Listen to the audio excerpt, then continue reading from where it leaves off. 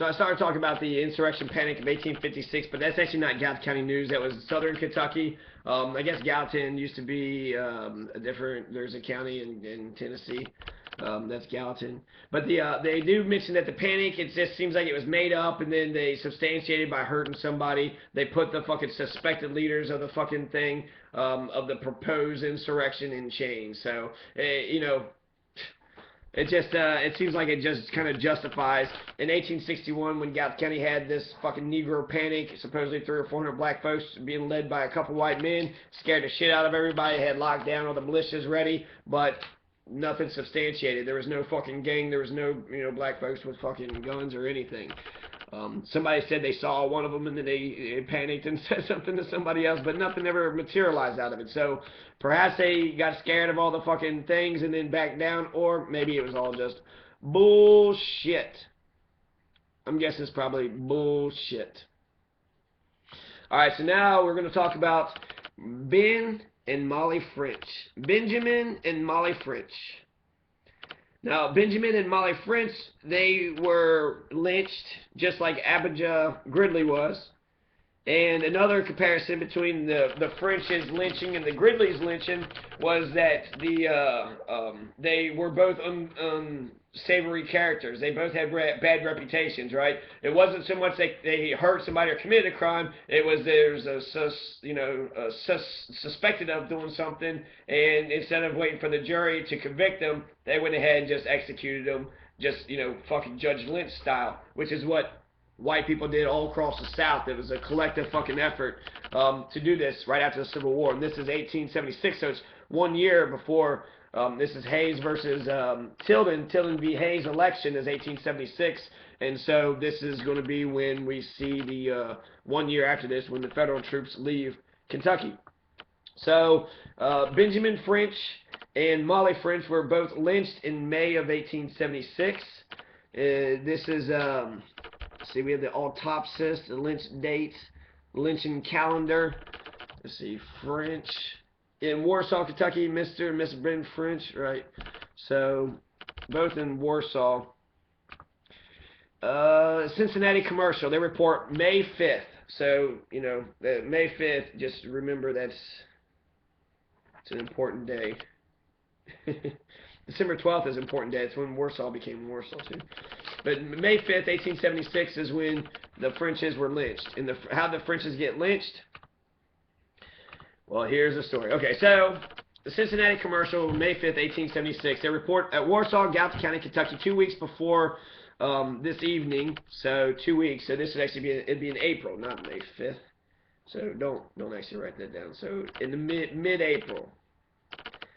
Mid-April. No, actually, I fuck up, man. I'm fucking up. The mid-April is when the thing that they lynched them for happened. So I'm not going to put a date down yet. So, okay.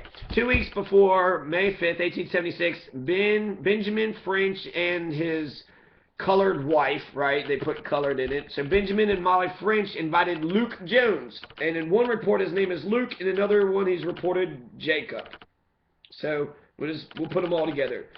Luke Jacob Jones. So Luke Jacob Jones was invited to the Frenches. So they invited Luke Jacob Jones to their house, Ben and Molly. And Luke Jones, he was an aged and respectable colored man to take a supper with him. So he's respectable. He's like, a good man. But again, go with that Malcolm X joke. What do you call what does a white man call a black man with a PhD? Nigger. And that's because no matter how high you get, it doesn't matter. You're always subordinate to him. So they say they like Luke Jones, right?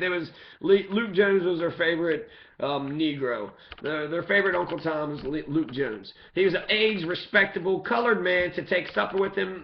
Luke Jacob Jones accepts the invitation, and after supper, he was taken very ill, and then he died. And the inquest developed that maybe the Frenches had killed him. Maybe they had got some arsenic, and they poisoned Luke Jacob Jones, and then that was it. Now, it says he's aged. Luke Jacob Jones is age, so he could have just died of old age right after that. Maybe they didn't kill him, maybe they did. And why would they do it? Is there a reason behind it? We don't know the fucking story, because the victors and the murderers are the ones who write the history books. So, you have, let's see, Luke Jones instead of the arsenic. So they sent they took the stomach of Jones and they sent it to Louisville here for a chemical examination. They was going to check to see if there actually was arsenic lined in his stomach. They was going to get an autopsy. But before they got the results, because they didn't give a shit about the truth, it's just about fucking white supremacy and totalitarian dictatorship for black folks. Racial dictatorship, right? It was a racial dictatorship. Racial totalitarian society. A day before yesterday at 2 a.m. You know, again in the morning. It was Sunday at 1 a.m. with Abijah Gridley. 5 years ago in 1871, and then now you're up in 1876.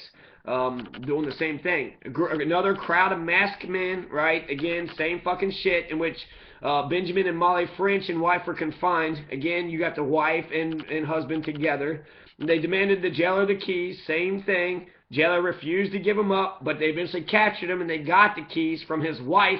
So again, the jailers, they got the same fucking jailer, because before the jailer gave the keys to his wife and took off. But they said that he wasn't going to give it to him, but eventually they found out that the wife has it. And then they took the prisoners out, and they carried them out to the farm of J.H. McDaniel.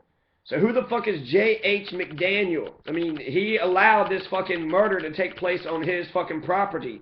J.H. McDaniel. I don't know any McDaniels. So it's a mile above Warsaw, and they hanged them both fatally. Luke Jacob Jones was a great respected man of some property, but the Frenches had a bad name. He had been for several years a roustabout on the Ben Franklin and General Buell. He had been for several years a roustabout on the Ben Franklin and General Buell. I have no idea what that even means. He was 35 years of age. So that's the man. Benjamin French was a bad thing, but they didn't say shit about Molly. You know, she's just with him, and so you know who gives a shit? Nah, this is just fucking Judge Lynch, and this is just some fucking white supremacy shit. I don't believe a fucking single word of any of this. So I want to write down that it was.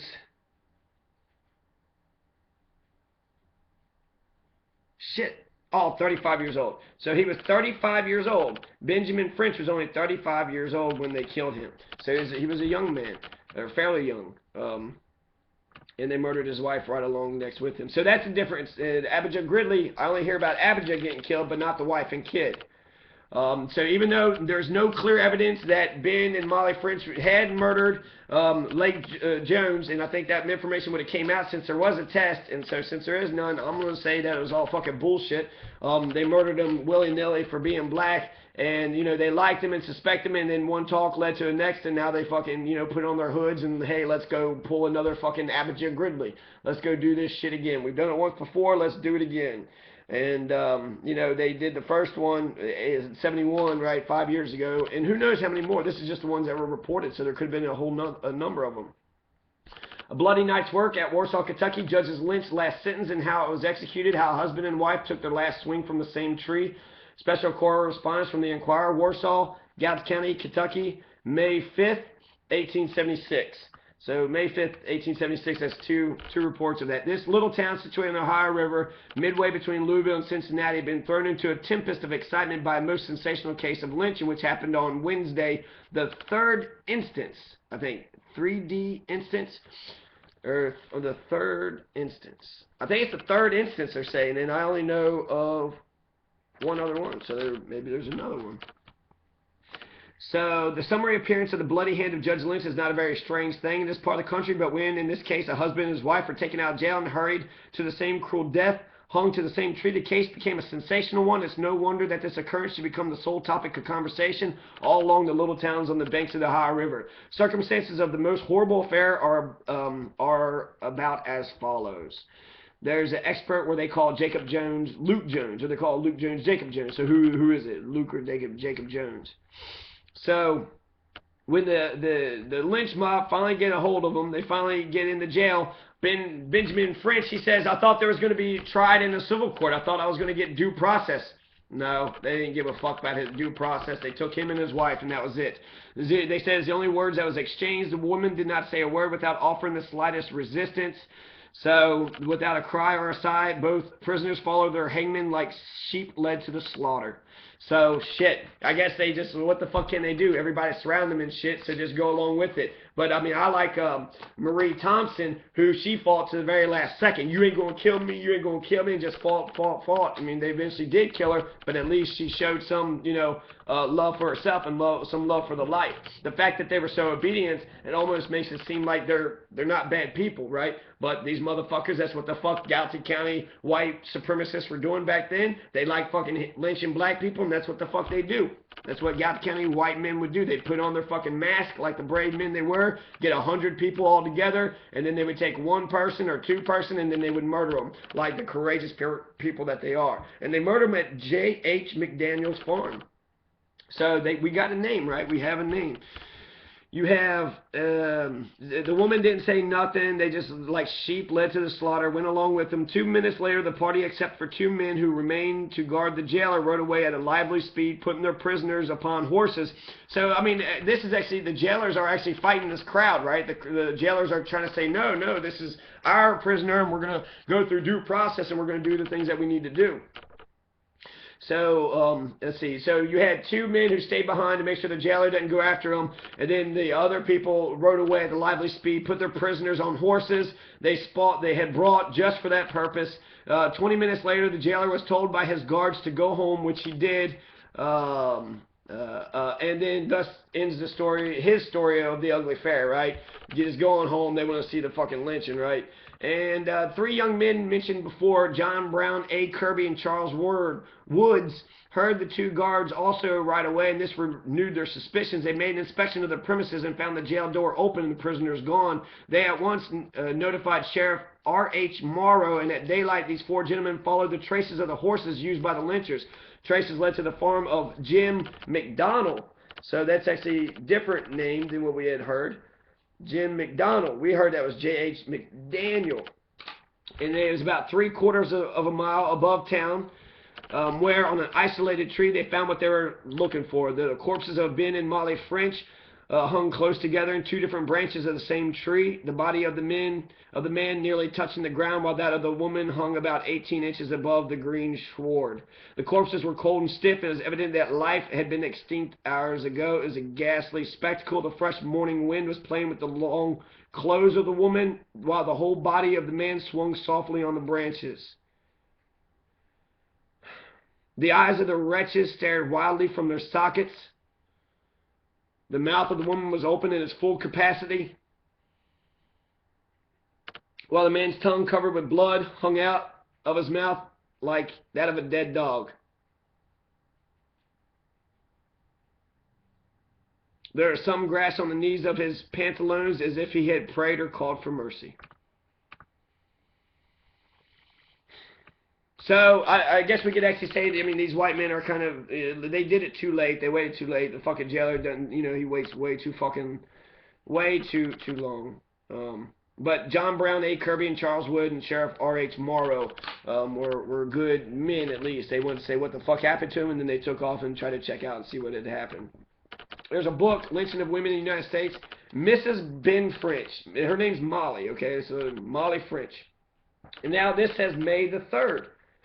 May the 3rd. So maybe the article was written on May the 5th, and it actually happened on May the 3rd. Yeah. Okay, good. And Jacob Jones, right? Okay, so Warsaw, Kentucky, between 11 p.m. and midnight on May 3rd, 1876, Ben French, perhaps Trench, so it might not even be French. We could be talking about the trenches. See, this is how history is so fucking fucked up, man. You all know that motherfucking Jesus is totally real, but do you know if Molly French and Ben French is real, right? We got these news reports, but their words are the written language. Do we know? We got a written word. It seems like it's real. Somebody, you know, there's something had happened here. There's dead bodies and people had witnessed the shit. So, Benjamin French and Molly French were taken from the county jail in the city, and they'd been incarcerated for supposedly poisoning an old and wealthy black man named Jacob Jones. The couple were taken by a mob of masked men, hanging from the limb of a tree about 2 miles from town. According to the report, they invited Jones to tea. While he was eating, Jones had seized with the symptoms of arsenic poisoning. Shortly thereafter, died. Motive for the murder was thought to have been a desire on the part of the Frenches to obtain possession of some of the property of Jones. So they wanted property, Why would they have got property from Jones? You know, he was a. They said he was wealthy. So how did this man Luke Jones get so much land and property? The Freedmen's Bureau were taking, you know, the confiscated lands of the ex-Confederates, and they were passing out 40 acres and a mule was sort of the deal. So maybe Luke Jones had got a fucking good deal and shit, and they didn't get it cut. I don't know, man. It's all suspected, and I don't want to fucking give them any credence. I don't even want to suspect it is. I think they was black. They didn't like him, so fuck them. Somebody died in their, you know, in their house, and they blamed them.